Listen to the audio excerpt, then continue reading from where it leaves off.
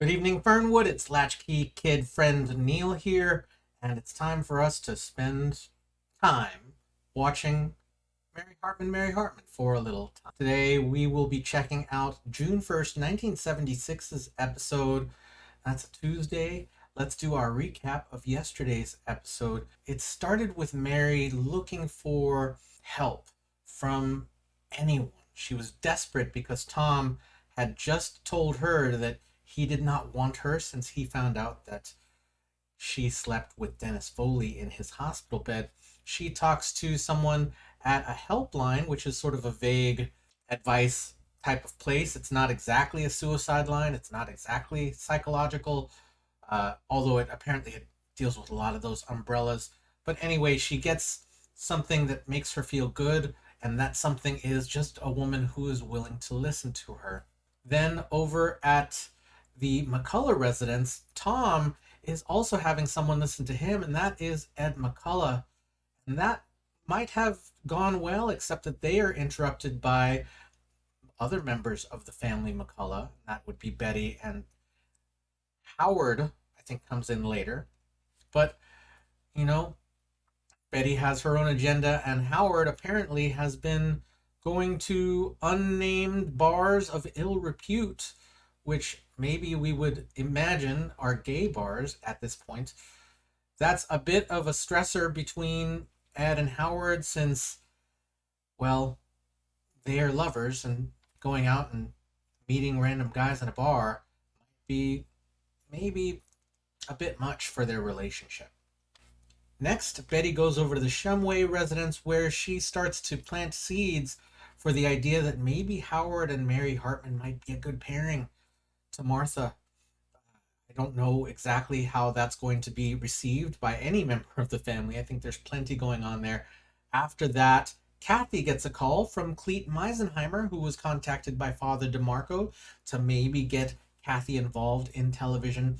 And then finally, Loretta is convinced by Jimmy Joe Jeter to go to dinner with Merle Jeter instead of going home and taking care of the duties that she has to her family, meaning Charlie. So, I think that's plenty of stuff to cover. Why don't we just get started on, again, this June 1st, 1976 episode of Mary Hartman, Mary Hartman.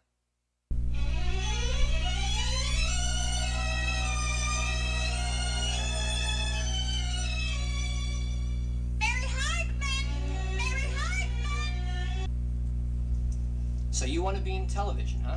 Huh? Like Father DeMarco said, the Barbara Walters of your age group. Oh, well, not exactly. You see, Father DeMarco thought maybe you'd have something for me to do around here, like sweeping floors or running errands. With a personality like yours? What personality? Well, those eyes, that smile. I have an overbite. Makes you look cuter. Wait a minute. I know you. The Chinese laundry. Right! The hostage deal, Mary Hartman. She's my sister, Mary Hartman. You interviewed me. Right, well, then you've already been on television. You've got experience. Well, I wouldn't exactly call that experience. Mm-hmm. Well, what else? Not much. Work? Yes, I was a waitress, and then I worked for a couple hours in a massage parlor.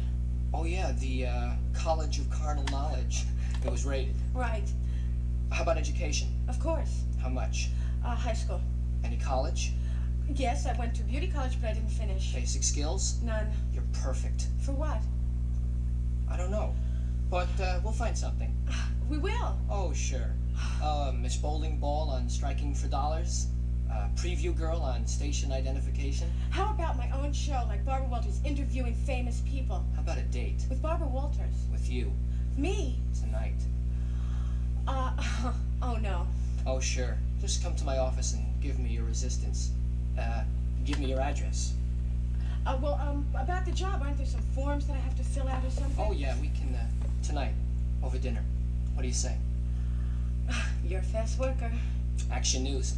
Gotta work fast or you lose your audience. Come on, I'll show you my office. Your arm's around me. Oh, that's the better to lead you to my office. Hey, what do you got? Peanut butter and jelly. How can you tell when you haven't even looked at it? Because I packed it myself. I'm sorry. I'm sorry, I forgot. I mean, I apologize.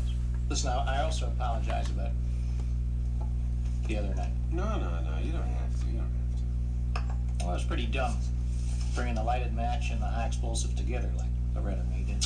It's just poetic justice. What do you mean? Well, Mary did that once for me and her ex. Wound up as a brawl all over the Capri Lounge. Hey, let me ask you a question, okay? Sure.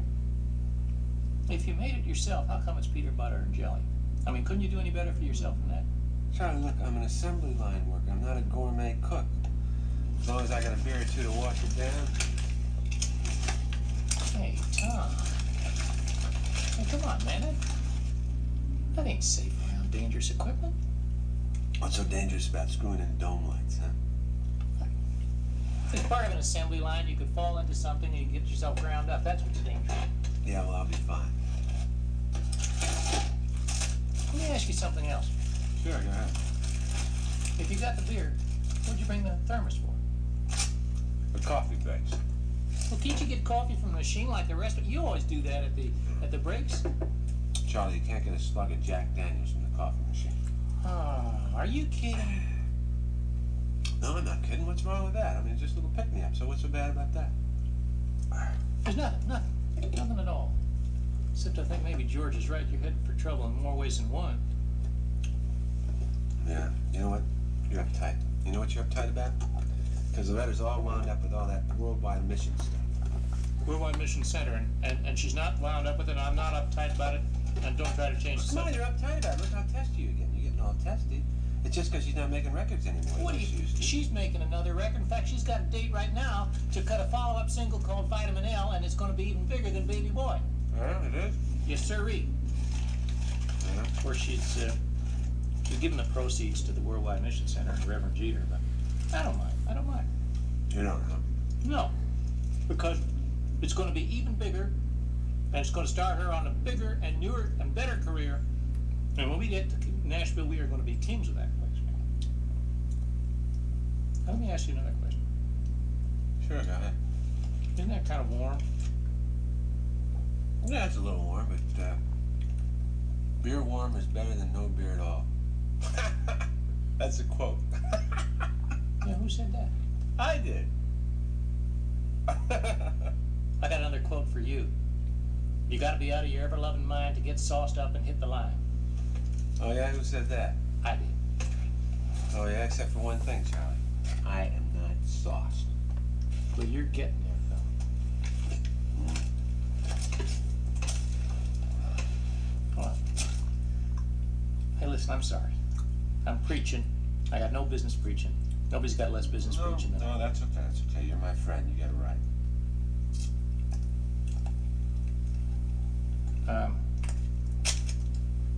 What's got you going? Mary?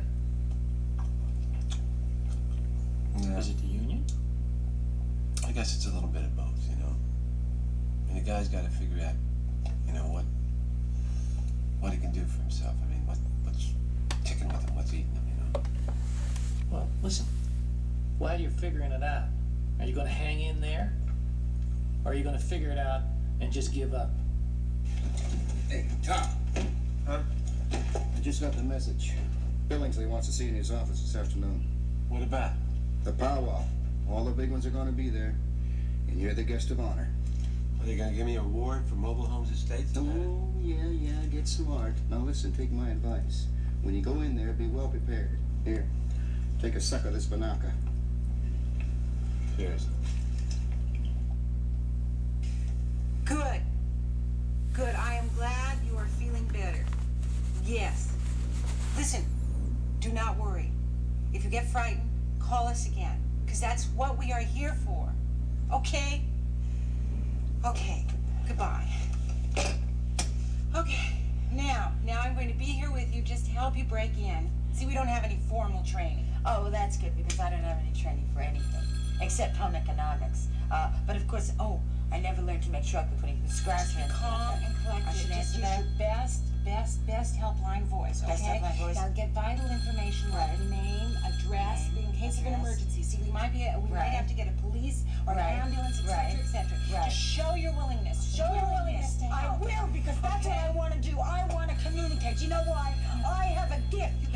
communication. Okay, and you should never waste a... Hello, helpline. Name, please. Name, please.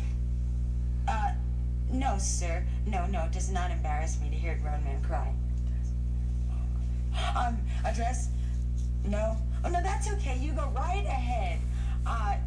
You're despondent because you want to adopt your niece and your lawyer wouldn't handle the case. And your niece is 24. Well, what I suggest is that you call the Office of Social Welfare, Social Welfare, and ask for the Adoption Services Bureau, and the number is 555-4545. I'm sorry, the number is 444-5454. Simple mistake. And sir, oh, you're very welcome.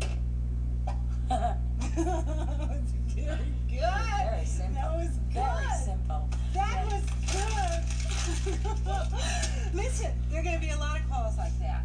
Okay? Yeah. I mean, you just refer them to your directory of services. Right. Okay? Oh, there. Help. Name, please.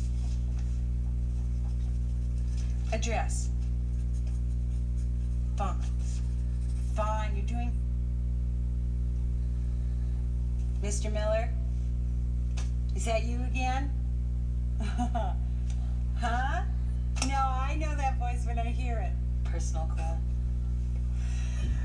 How are you today?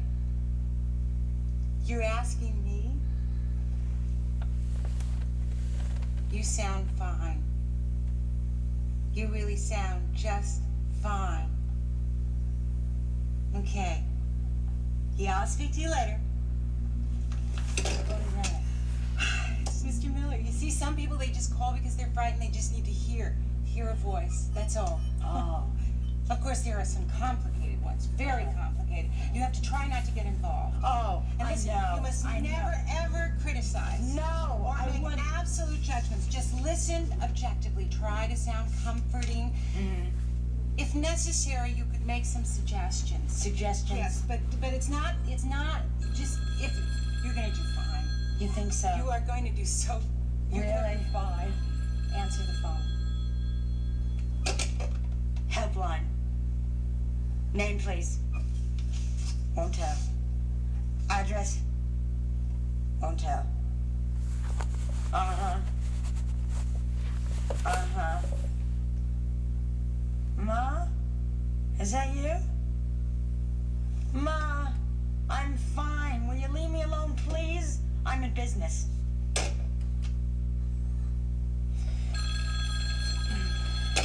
Hello, helpline. Yes, we can. Well, is your husband still in the state? Oh, I see. 3 legal husbands and 1 common law. And how many children? 7. Let me ask you a question.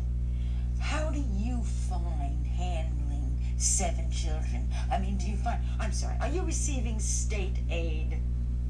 You are. Plus minimal child support, plus disability.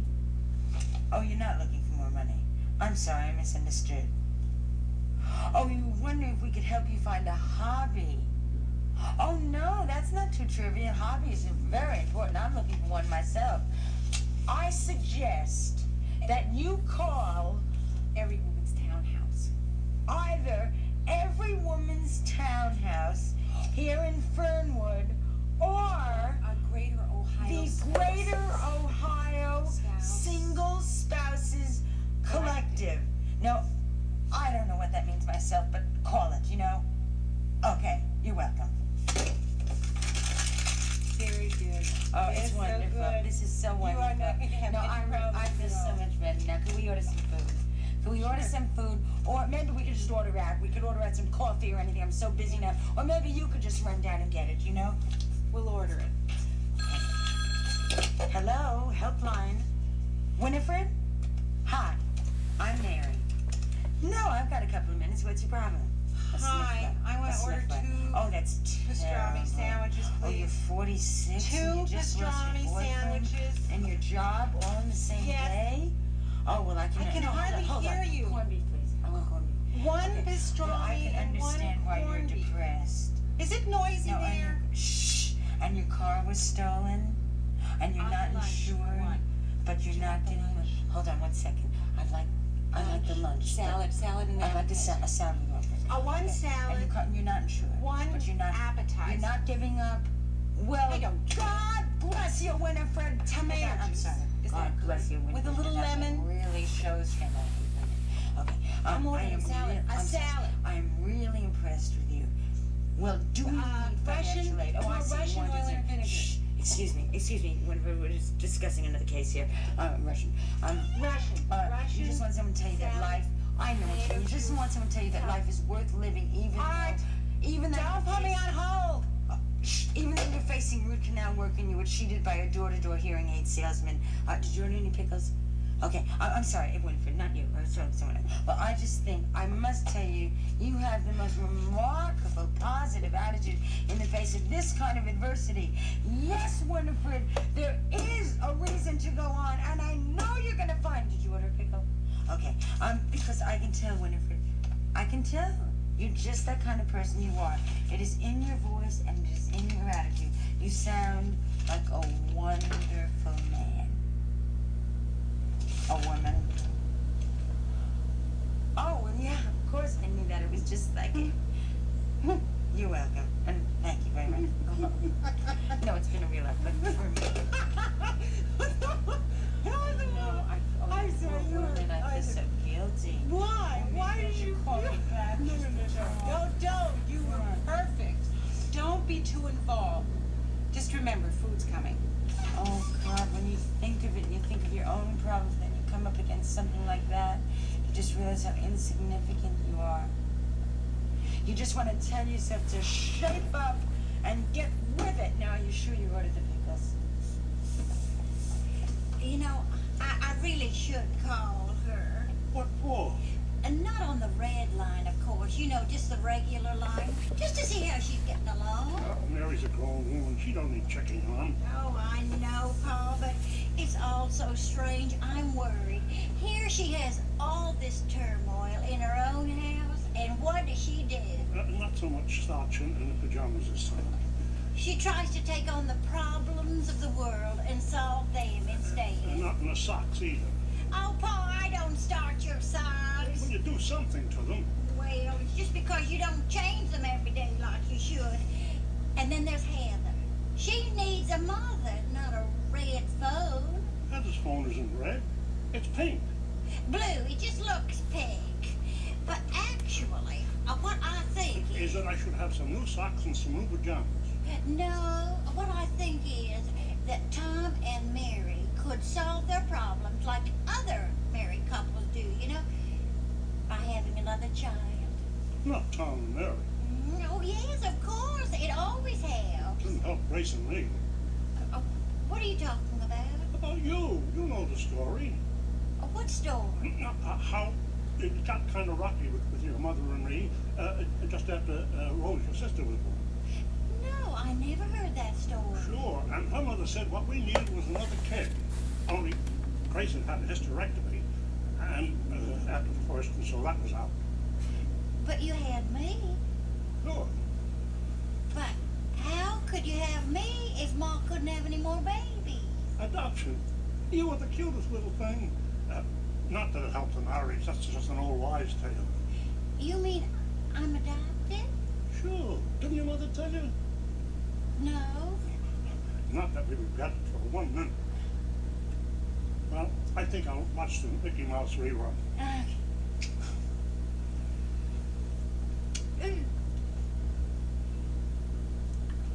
I'm an adopted child?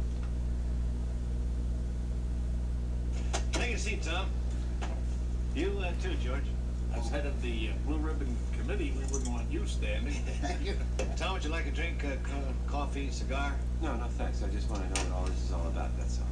George, didn't you tell him anything? No, I just told him what you told me to tell him. Hey, come on, what's going on? That's good. Just relax, Tom. Listen, you sure we can't get you something positive? Just tell me what's going on. Tell me what you want. Just want to help, Tom. That's all. Just help. Oh, just want to help. Like you tried to help me when I started my investigation, even when I got myself elected to the local. Is that how you want to help? Well, that was a pretty impressive campaign you waged. A lot of people higher up took note of it. And I don't mind telling you that a lot of people higher up said they'd like to work with you. All right, Mr. Curley. You can cut out all the soft sell soap stuff and all that hard sell crud. I mean, it worked once, but it's not going to work again, I'll tell you that. Well, we can see that, Tom. Yeah, and we admire you for your convictions.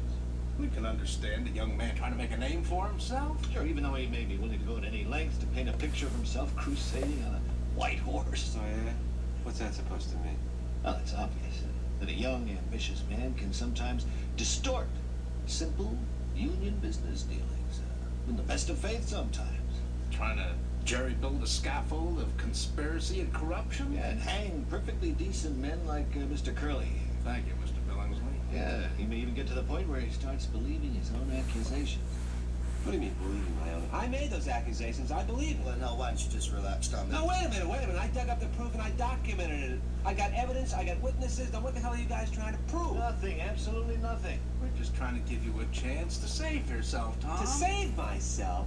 Get out. George, why don't you show Tom the findings of the Blue Ribbon Committee? Yeah. What you'll remember, Tom, is a perfectly nonpartisan group put together to take an objective look at possible union wrongdoings, and headed by your own father-in-law. Yeah, my father was a sellout. George?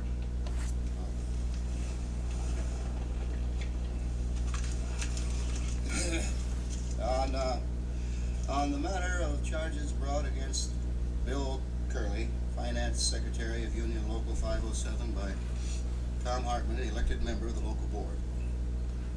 The Blue Ribbon Committee found that there was no conflict of interest in the loan of $14,000 made to I.W. Hensley, brother-in-law of the Finance Secretary, for the purpose of completing his mobile home park estate. There was a legitimate loan on which interest is being repaid on the principal, and it is presumed to follow upon completion of the park. Mr. Curley is exonerated, and there was no conflict of interest. All right, George, and why were the books doctored? Why was the whole thing hushed up? Why? Bookkeeper's errors, I guess. Oh, come on, things no happen. bookkeeper's errors. I talked to people in Curley's office. There were no damn bookkeeping errors. Mr. Furlong? Well, I think we can answer those questions. Oh, come on, now you're supposed to be the assistant DA, right? Now, I know you're in cahoots with these guys, but you got a public trust to uphold. Now, you're not going to drag that through the mud. Now, are you? come on, Tom. I don't think we want to slander reputable men here. You see, we have depositions here from Mr. Hartman's alleged witnesses and all about the alleged siphoning of the alleged union What dues. about the letters? And no, all what the about them? original- What about the checks? Excuse me, Mr. Hartman. All the original witnesses, What about the alleged checks we witnesses, found? they've recanted their original You statement. haven't answered my Either by question. saying, What about the checks we found? I must finish the And the statement, letters. Mr. Hartman. I must finish the statement, really. Either by recanting their original statements, either by saying that they misspoke themselves, or that they can You no haven't longer answered my recall question. what they first You said. haven't answered my question. What was your question, My sir? question was, what about the checks we found, and what about the letters we found? Well, there were a lot of checks and letters that were lost and destroyed, but that audit showed that there was no irregularities. Look, Tom, there's no hard feelings. In fact, we're glad to have such zealous workers and conscientious young union mavericks in our ranks. Yeah, well, you can go now, Tom. So that's it. That's it? That's it. No hard feelings. Well, unless you want to carry a chip around on your shoulder. Well, you see, if you trust the big men, they always take care of you. Yeah, I can see how they take care. Hey.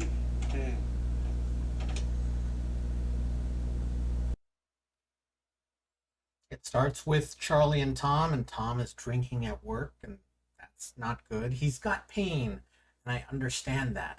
Managing it through drinking at work is bad. I think managing pain through drinking is probably a bad idea.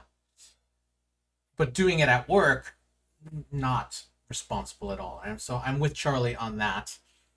Then we see Mary at the helpline, and to be honest, getting no training for a job like that, I'm wondering exactly what good a line like that might be. Yes, this is the days before we had the internet. So essentially, Mary is being Google right now, or she's training to be Google. And by training, we mean she's answering calls and hoping to give people the information that they need. We get 2 scenes of that, and then we find that Martha is adopted, which means that Grandpa Larkin and Martha and Cathy and Mary have no blood relation to each other, which, or rather, at least Grandpa Larkin has no blood relation, genetic relation to them. But, I was thinking about how much Grandpa Larkin and Mary see eye to eye, and thinking that perhaps it could be that sort of genetic predisposition to certain mental family stuff. I don't really have a cogent thought there, but I guess that's really not the case. And Grandpa loves his family because they're his family. So I like that. I guess I'm curious what Martha finding out that she's adopted might mean. And then Tom at the office being basically given the runaround, at least that's how it appears. The Bill Curley and his cohorts are definitely pulling a fast one, if you ask me. That's just my estimation. I wasn't there to see the facts, but maybe we will see. As far as I'm concerned, it's probably going to follow Tom and his reaction to that. And I'd be frustrated too if I covered a bunch of stuff, if I uncovered a bunch of stuff and it was all found to be not